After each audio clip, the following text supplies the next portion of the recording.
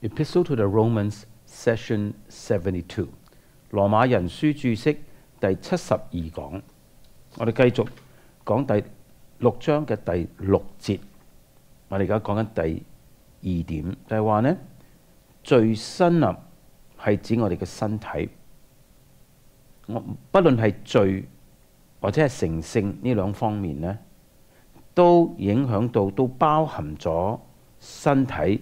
唔係淨係靈魂㗎，信徒個身體已經唔再係被罪所控制㗎啦。我哋喺呢處繼續 ，The body that is his now， 現在信徒所擁有嘅身體呢 ，is one conditioned and controlled by what has come to be the ruling principle of the believer in its totality, namely obedience unto righteousness. Verse 16。現在佢個身體係由現在成為佢整個生命嘅掌控性嘅原則所控制嘅，就係話呢 obedience unto righteousness， 順服以至於義。第6章第16節 obedience unto righteousness， 中文係咁樣講㗎。作順命的奴僕，順命以至成義 ，obedience unto righteousness. In this verse 喺呢度第6節呢 ，the destruction of the body of sin is stated to be the purpose of the crucifixion of the old man。呢處罪身的滅絕，喺呢處罪身的滅絕呢，保羅話呢係救人被釘十字架嘅目的 purpose。The clause in question is one of purpose。呢處喺文法上呢，呢個短句係一個目的性嘅一句説話嚟㗎。This does not require or warrant the narrowing of the concept expressed by the old man。呢個睇法係不必要求我哋將救人呢個概念呢，將佢縮窄，亦都冇咁樣嘅理由支持我哋咁嘅睇法。Nor does it require a broadening of the denotation of the body of sin， 亦都不要求我哋將罪身所指的將佢放寬。That the purpose served by the crucifixion of the old man should, in this instance, be defined to be the destruction of the sinful body. Indicates the extent to which sinfulness as associated with the body loomed on the horizon of the apostle。 保羅認為救人釘十字架嘅目的，呢個目的嘅定義就係有罪嘅身體嘅滅絕。呢個就指出啦，喺使徒保羅嘅心目中，罪性喺咩程度上係與身體有關㗎。The subsequent parts of this epistle and his other epistles will corroborate this practical concern。 羅馬書後邊嗰幾段同埋保羅其他嘅書信都俾我哋更多嘅證據睇見，保羅係咁關注實際上我哋身體上嘅生活㗎。Number 3， 第3方面 ，the concluding clause of verse 6， 第6章第6節最後嗰幾個字，叫我們不再作罪的奴僕。Also expresses purpose， 亦都係指出一個目的 ，to the end that no longer should we serve sin。目的就是我們不再服侍罪。It is uncertain whether this should be taken with the preceding clause alone or with the preceding 2 clauses。我哋唔確定究竟呢句説話係與前面一句或者2句説話所連接。But the sense is not materially affected by this uncertainty。雖然唔係好確定，但係呢係冇影響到保羅嘅意思㗎。In any case， 不論如何 ，the purpose served by what precedes is that the bond service to sin might be terminated。前文所講嘅目的就係要終止咗對罪嘅奴役 bond service， 做奴隸咁樣嘅服侍。This notion of bond service to sin and release from it， 呢個對罪嘅奴役同埋從呢個奴役嘅釋放呢 is one that pervades the succeeding verses。喺後文呢係充滿着後邊嗰幾節經文㗎。Here we are introduced to it for the first time。在這裏我哋第一次遇見呢個概念，作罪的奴僕對罪嘅奴役。The definitive cleavage with sin, which is the fundamental premise of this chapter。一次過與罪嘅決裂，亦都係第6章嘅最基本嘅前提 ，is here defined in terms of deliverance from the bond service to sin, which characterized the pre-Christian state。呢個決裂嘅定義呢，就係從對罪嘅奴役嘅釋放，呢個就係做基督徒之前嗰個狀態嘅本質。This bond service, it should be noted, is conceived of as one that we voluntarily render。我哋必須注意到呢個奴役呢，係我哋自願去做嘅。We serve sin， 我哋服侍罪。It is not a service to which we are involuntarily and compulsorily consigned。我哋唔係被動嘅，唔係甘願嘅、強迫嘅去作出呢個嘅服侍嘅。This appears throughout the passage。在整段經文，我哋都可以睇到呢一點 ，and must be taken into account。我哋必須要考慮咁。Verse 7，羅馬書第6章第7節，因為已死的人是脱離了罪。Many commentators regard verse 7 as a general proposition。好多解經家認為第7節係一個一般性嘅一個概念，或者理念，或者係命題。While it is not possible to be decisively dogmatic， 一方面我哋唔可能係非常之嘅武斷嘅作一個決定 ，yet the context would rather favour the view。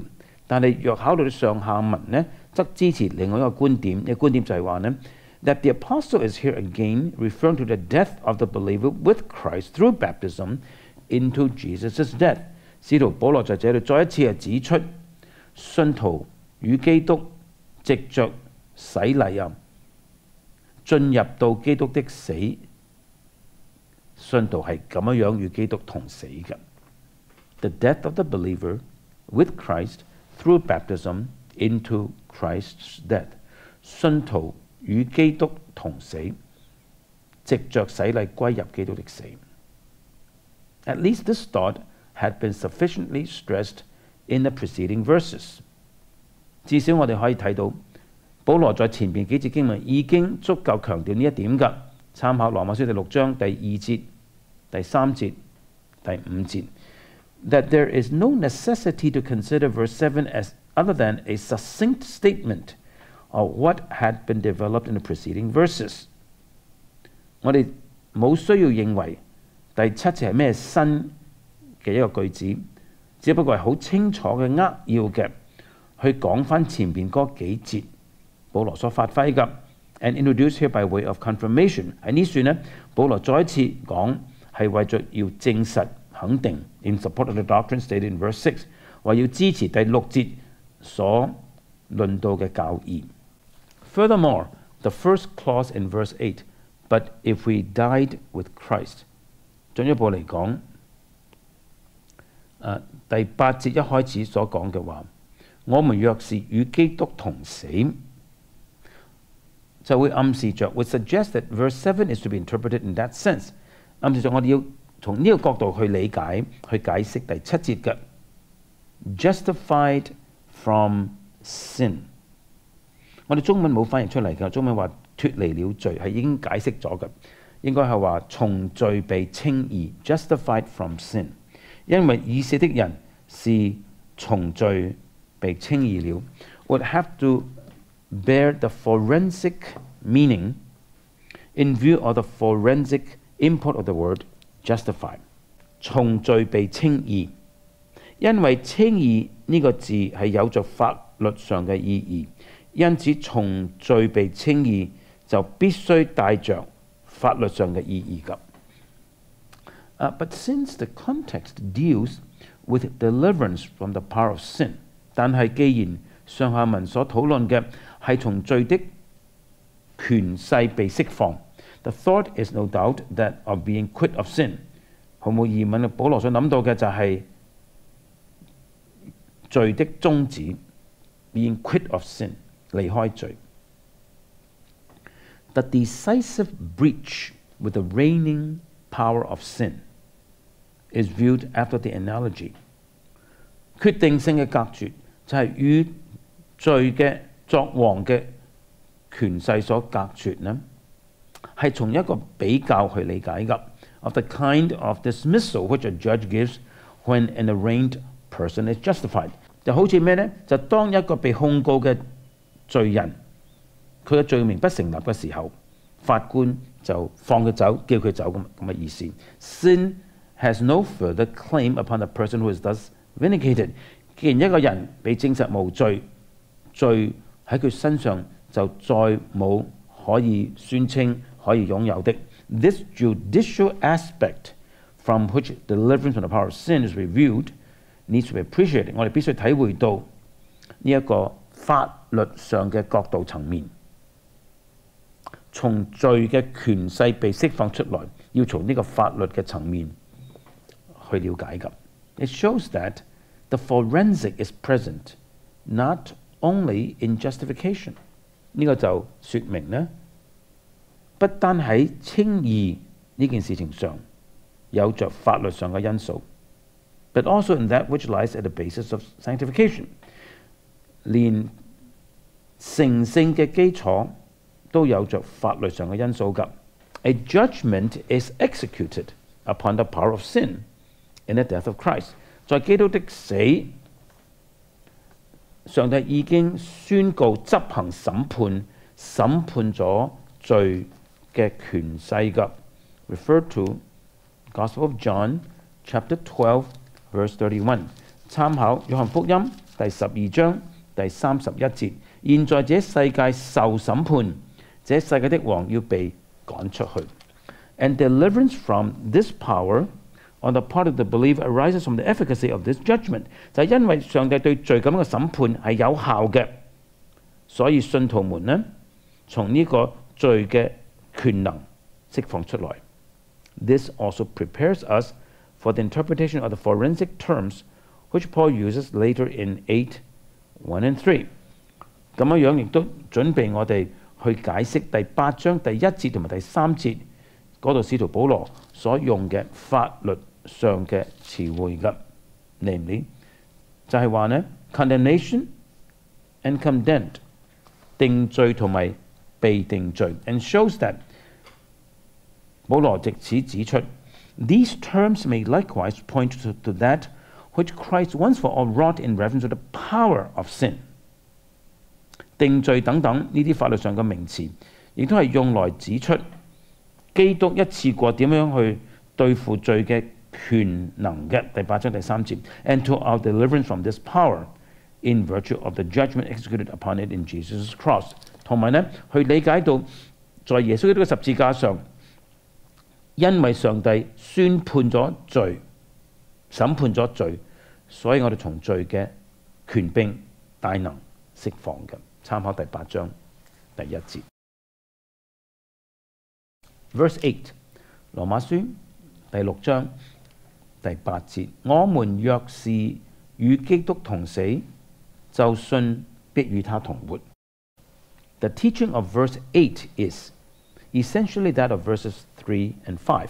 第8節所教導的，本質上就是第3節同埋第5節所教導的。我哋讀第3節同埋第5節。第3節，豈不知我們這受洗歸入基督耶穌的人，是受洗歸入他的死麼？第5節，我們若在他死的形狀上與他聯合，也要在他復活的形狀上與他聯合。再讀返第8節，我們若是與基督同死，就信必與他同活。The pivotal thought of this passage is that 呢段經文嘅軸心思想就係話呢 believers died to sin。Verse 2， 信徒們是已經向罪死了。第二節 ，and the succeeding verses are the explication。第二節之後啲經文就係解釋呢件事。Now in verse 8, the reason why believers have died to sin is given expressly。而家到第8節嘅時候呢，保羅就明文指出為什麼信徒們已經向罪死嘅原因。In terms of having died with Christ， 因為信徒們已經與基督同死。And the verses which follow show why dying with Christ entails death to sin。第8節之後嗰幾節經文呢，就指出為什麼與基督同死係導致向罪死嘅。It is not, however, the fact of having died with Christ that bears the emphasis in this instance。但係呢處保羅所強調嘅唔係已經與基督同死呢個事實 ，but living together with him， 乃係與基督同活呢件事。Dying with Christ is assumed， 與基督同死係已經假設咗嘅。And the inference is drawn that 保羅呢度做一個推論就係話呢 ，we shall also live with him， 我們也與他同活。呢處有兩點。Number one， 第一點 ，the certitude of faith in this result is indicated in we believe。我們相信就係指出我哋相信呢個結果與他同活，呢個信心係確實嘅 certitude。It is an article of faith, not of conjecture, that the life of Jesus' resurrection belongs to those who have been united with Christ in his death。我哋相信，我哋唔係淨係猜測啊，我哋確實嘅相信呢，嗰啲已經與基督在佢死上聯合嘅人呢，係已經有咗耶穌復活嘅生命㗎。Number two， 第二點 ，the future tense we shall live， 將來嘅時態，我們必定活 ，does not refer exclusively to the future resurrection state， 唔係僅僅係指着將來復活嗰個狀態㗎。But as found above verse 5， 正如上文例如第5節所指出呢 ，points to the certainty of participation in the resurrection life of Christ here now， 乃係指出我們現在在這裏已經與基督復活的生命係有份㗎。It is the life of spiritual mystical union， 呢個係一個屬靈嘅奧秘嘅聯合裏邊嘅生命。No doubt the resurrection of the body is the ultimate fruition of this union。毫無疑問呢個聯合最後嘅結果就係身體復活。But we may not restrict the thought to that hope， 但我哋唔可以將呢個思想限制喺對未來嘅盼望㗎。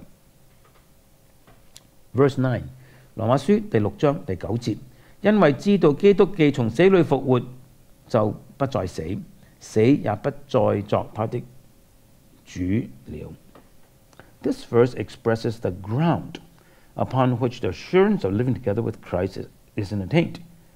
第9節就表達出為什麼基督徒確實相信與基督同活個基礎是什麼。There can be suspension or interruption of participation in Christ's resurrection life or reversion to death and sin no more than can the fact of Jesus' resurrection be negated or repeated。耶穌基督嘅復活係唔可能被否定，亦都唔可能重複嘅。同樣地，我哋在基督的復活生命上有份，也是不可能終止嘅，或者暫停嘅。Christ being raised from the dead dies no more。基督既從死裏復活，就不再死。And because of union with Christ in his resurrection， 而因為與基督在他的復活上聯合 ，the newness of life which this union involves for the believer is as definitely abiding as is the resurrection of Christ。那麼這個新的生命，即係信徒們與基督嘅復活聯合所帶來嗰個所進入到嗰個新生命呢，係與基督復活一樣，係肯定嘅、持續性嘅，即係直到永遠嘅。The irreversibility of Jesus' resurrection， 基督的復活係不可能挽回嘅、翻轉嘅。Is interpreted in the concluding clause of verse 9， 第9節最後嗰幾個字就解釋咗呢個嘅不可挽回性 ，as meaning that death no longer rules over him 嘅意思就係話呢，死不在他身上作王。This implies that 呢處嘅含義就係話呢， death did at one time rule over him. 死亡曾經有一段時間係在他身上作王嘅 ，because he was vicariously identified with sin. 既然基督代替罪人認同咗罪人嘅罪 ，he was likewise identified with the wages of sin, which is death. 因此佢也與罪的工價即係死認同 ，and so he was subject to the power of death. 因此基督服在死亡的權勢之下。The resurrection from the dead is the guarantee. 從死裏復活就係一個保證 that he vanquished the power of death， 就係佢勝利咗，佢克服咗、滅絕咗死亡嘅權力。And this victory over death is an irrevocable finality. 而呢個對死嘅勝利係不可翻轉嘅至終嘅勝利。Death can never again lord it over him. 死亡以後再不可能在他身上作王的。The finality of the resurrection of Christ, emphasized here in the strongest terms. 喺呢處咧，保羅用最強烈嘅方法強調基督嘅復活係一次性、終極性嘅。Certifies again， 再一次嘅證明、證實 the decisiveness of the breach with the power of sin, which is the burden of this passage。再一次嘅證實咗與罪嘅權勢嘅隔絕嗰種嘅決定性，一次過性。而呢個係呢段經文所要證實嘅重點。The believer is not regarded as dying and rising with Christ again and again。保羅所講嘅唔係話呢，信徒一次再一次嘅與基督同死同復活，唔係㗎。Undoubtedly, there's a process and progression in the believer's life。毫無疑問喺信徒嘅生命中係有過程有進步㗎。And this may properly be understood as progressive realization of the implications and claims of having died and risen with Christ。而呢個進展性呢，可以咁去理解，就係呢，信徒係逐漸嘅去實現出與基督同死同復活嘅含義，同埋基督在呢啲已經與基督同死同復活嘅人身上嘅權勢。But the dying and rising with Christ are not viewed as process。但係與基督同死、與基督同復活唔係過程 ，but as definitive and decisive event， 乃係一次過嘅事件，係決定性嘅事件 ，and can no more be construed as continuous process than can the death and resurrection of Christ himself。與基督同死同復活唔可能係一個持續性嘅過程，就等於基督嘅死唔係一個過程，基督嘅復活唔係一個過程一樣。第9節結束，我哋下一次開始講羅馬書第6章第10節嘅。